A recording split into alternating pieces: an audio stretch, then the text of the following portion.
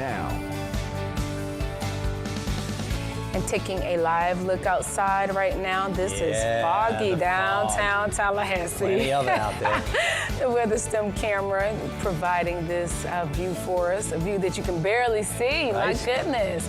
I know driving in this morning, I saw some fog out there this morning, but so it looks like it's gotten worse, at least in that spot. And it usually does, as we get to about 6, 7, and we start getting the sunrise, and then it starts to get a little bit better. But yeah, usually the visibility is probably at its lowest in the next hour or so. So people need to be careful out there as you're on your commute. That's it. Give yourself a little extra time, a little extra space. Always low beam headlights in the fog. And I always say the vermin are out there lurking. Be careful. Look before you go. Let's get to it. I got plenty to talk with about this forecast. I think there's going to be, little tiny tweaks and improvements if you're looking for maybe a little brighter, a little less activity on the radar. Now, the rain's been nice for all those thirsty lawns, gardens, and greens, and we've been seeing plenty. Thank you to everyone for all your posts and updates, letting me know how much rain you got where you are. Officially, the Tallahassee airport, it hasn't been all that much, less than an inch over the past couple of days, but I know some spots have been getting more than 3 or 4 inches, so it all depends on where you are, and that stuff is always up on my Facebook for you to check out. It'll be warm and humid with more scattered showers, especially in the afternoons today and tomorrow. Doesn't mean we couldn't get a couple of showers earlier in the day, but I think what we're talking about here is the best opportunities for the most showers in the afternoon hours. And look at these temperatures. Mostly mid-70s. Tallahassee 75, Moultrie 74, Thomasville 73, Madison 74. So it's warm, it's muggy, it's foggy out there. I see a couple of sprinkles in a few spots. I think we're going to see a few more this afternoon. I got lots to break down with that full forecast. We'll get there in a couple of minutes.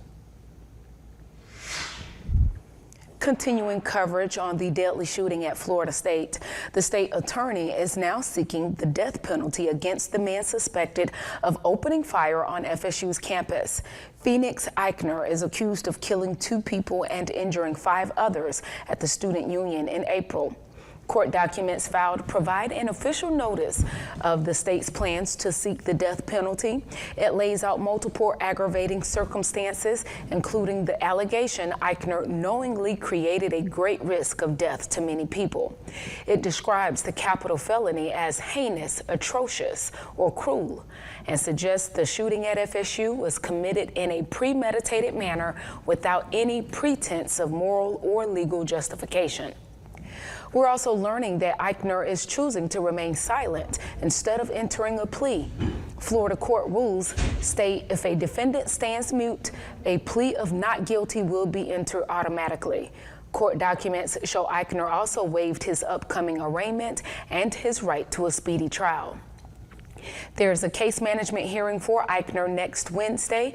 You can look back at our previous coverage by downloading our WCTV News app. You can do that by scanning the code on your screen or go to your phone's app store. In South Georgia, a man is behind bars accused of child molestation in Thomasville. Now, Thomasville police arresting 34-year-old Jonorris Taylor. They looked for him at a home on Bluebird Avenue, but Taylor wasn't there. He eventually turned himself in, and he's now facing several charges. A federal dogfighting case is over after a final sentencing hearing. The case is considered one of the biggest dogfighting rings in Georgia. 14 people sentenced to a total of 343 months in prison. Officials say the major dogfighting event happened in April 2022 in Donaldsonville. A total of 27 dogs were rescued, including one found in the pit with severe injuries that died shortly after. On top of prison time, they must pay restitution for the care of the dogs that were rescued. Today, FAMU's Board of Trustees will sign off on a 5-year contract for their presidential pick, Marva Johnson. The proposed base salary is $650,000 and includes tens of thousands of dollars in retention bonuses and performance incentives. Johnson still needs confirmation from the Florida Board of Governors. The approval meeting is at 9 a.m. All right, staying in North Florida, House Speaker Daniel Perez is calling the search for a new president at the University of Florida embarrassing. Tuesday, the State Board of Governors rejected former University of Michigan President Dr. Santa Ono. Ono was criticized about his past support for DEI programs and other initiatives. Earlier this year, the State House passed a bill that would have made the presidential search more transparent, but it died in the Senate.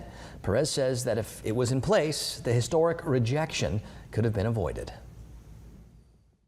We have one of our top universities in the country in a position where they will struggle to find a candidate to replace the last president and be a president of the University of Florida. Who is going to want to apply for this position now? Knowing.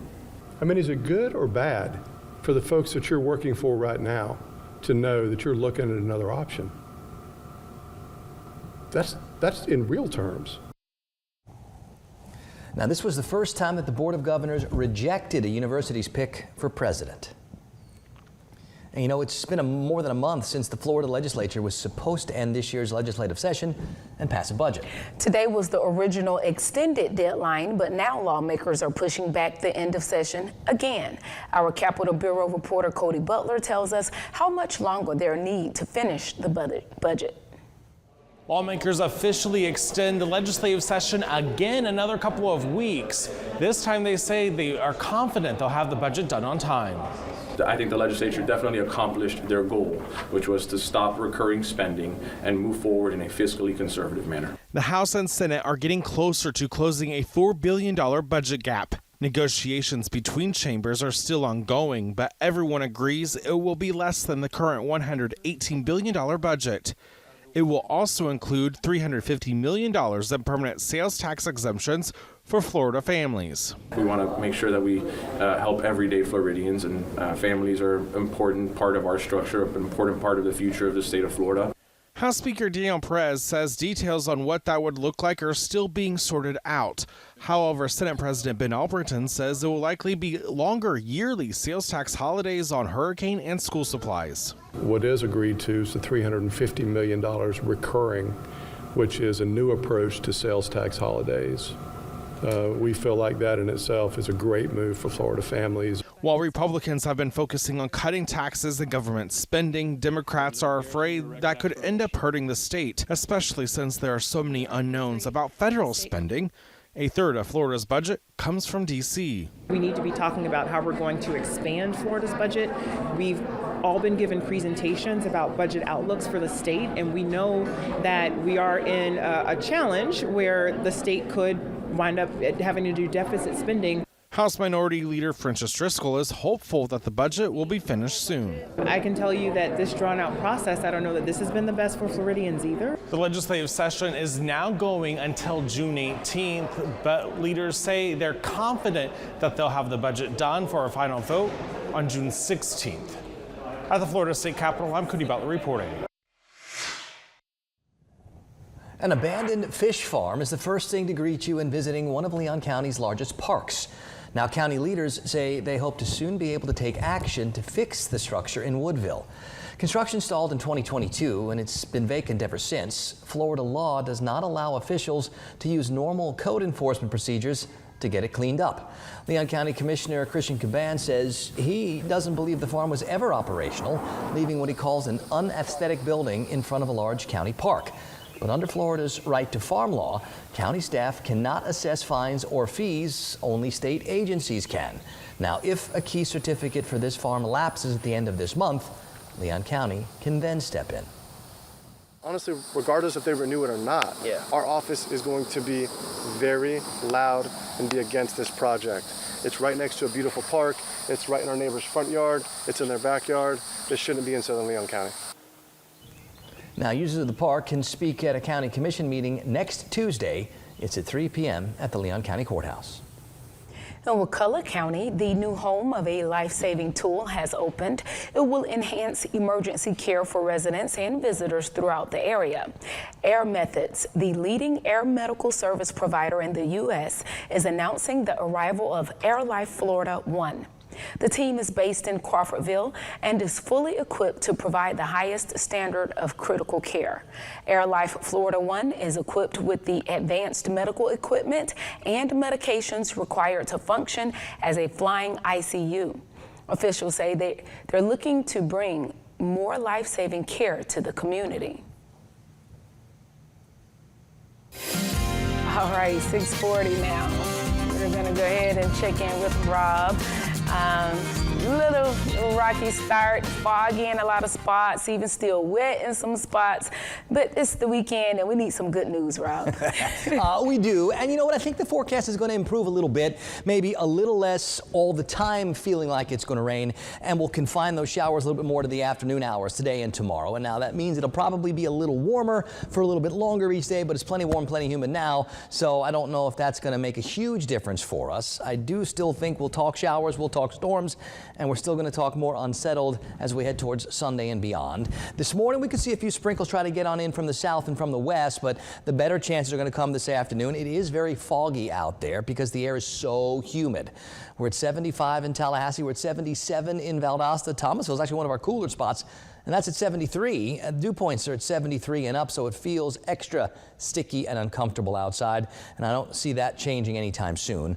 I mean, look at all the 73s, 4s, and 5s. Mariana, Bainbridge, Camilla, Moultrie, Thomasville, Madison, Hamilton, Homerville, Tallahassee, Liberty County, Perry, all in that 73, 4, and 5 range, so really, really muggy and warm out there this morning. A bit of a breeze is trying to stir things up, but we're not seeing enough to limit some of that fog. So places like Blountstown and Bainbridge, our visibility is down near 0. Tallahassee and Live Oak's only at a half mile. In Moultrie, it's a 1.75 miles. So we've got several spots with reduced visibilities, and we likely will continue this until probably 8 or 8:30 this morning. The big weather and the organized weather is in areas of Oklahoma, moving through parts of Arkansas and Missouri. That's where this next energy and next boundary is. We're actually going to be looking to the north and west now after spending most of the week with our focus to the south and to the east. That upper level low is gone. This next boundary is advancing. But we're at that point in the year where these boundaries really have a tough time getting all the way down here. So what usually happens is we get bottled up in this warm, humid air. We get a couple extra showers, and depending on where that boundary ends up stalling out and fizzling out, well, that's where the most showers end up, and we end up with very unsettled weather. And that's likely the way we're leaning for the beginning of next week. For today, for tomorrow, maybe a few more gaps and breaks, not as much coverage of the showers.